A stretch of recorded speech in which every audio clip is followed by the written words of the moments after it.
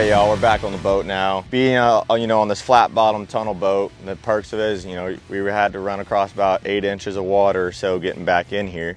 And then we kind of sat down on a softer mud bottom, not as much vegetation. Nobody likes tearing up the bottom.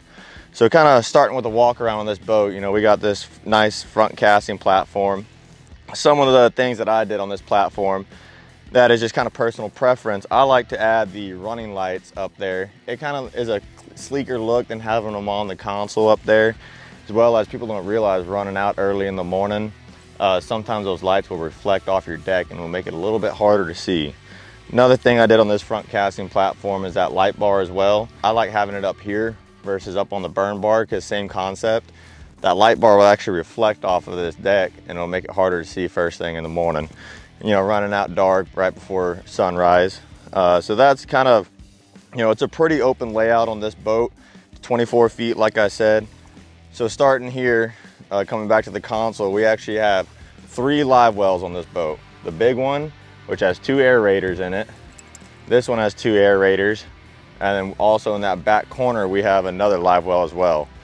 All of these, including this hatch up here, is all insulated, so they can technically be used as an ice chest as well. These live wells are amazing for either keeping big tournament fish alive. Those aerators and that fresh water running all day, they'll stay alive all day. And then another positive for them being insulated as well is that water in there stays cooler versus an uninsulated live well, heating up the the fiberglass, getting hot throughout the day. That water will get warm, ice melts faster, so just having that insulation really helps. Coming further back here, we have this big old burn bar.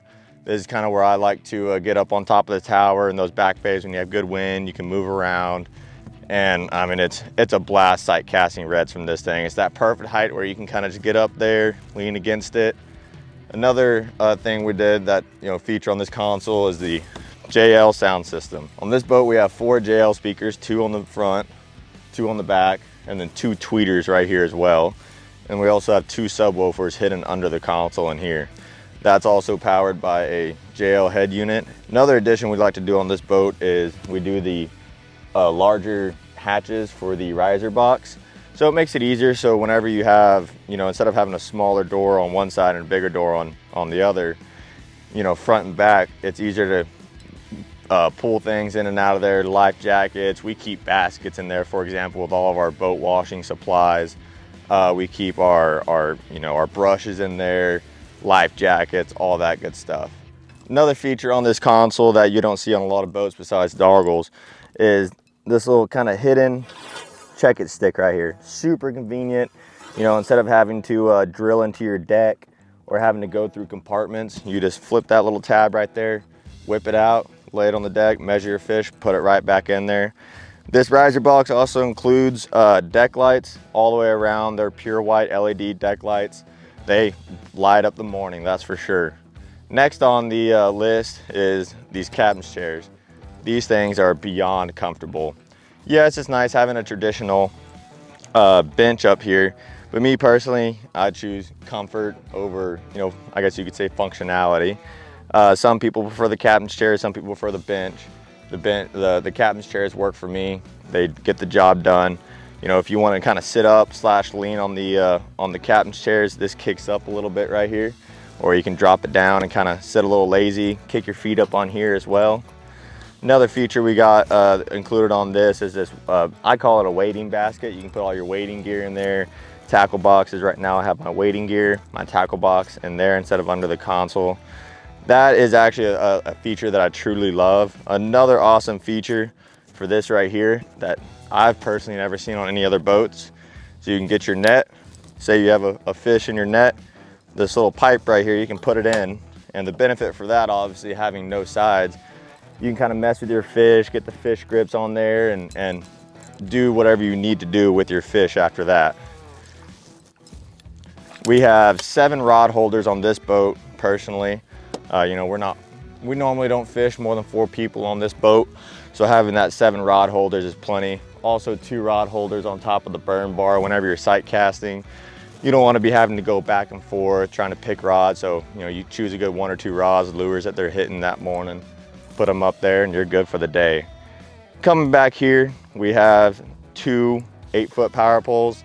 Obviously one of the best tools that you can use down here on the coast. I'll pop up in a little bay, or we might be croaker fishing that morning. Anything of the sort, as long as it's shallower than 8 foot, you just hit it with the little remote or they're on top of the console and pull down, and you're set until you pick them back up. The biggest feature of this boat is the 300 Suzuki. And I tell you what, this thing is a workhorse to say the least. This thing, not only you have more power, more torque than a boat normally would, so that means better fuel mileage as well. Having those counter rotating props on there, it's a workhorse. It'll get you in and out of almost anything you need. Just like I said earlier, we're back here in this little shallow bay running 6 to 8 inches. Sometimes you have to run that shallow to get in these certain areas where other boats can't. With this motor, it makes it possible to get in those places where other boats can't, and you find those fish that other people can as well.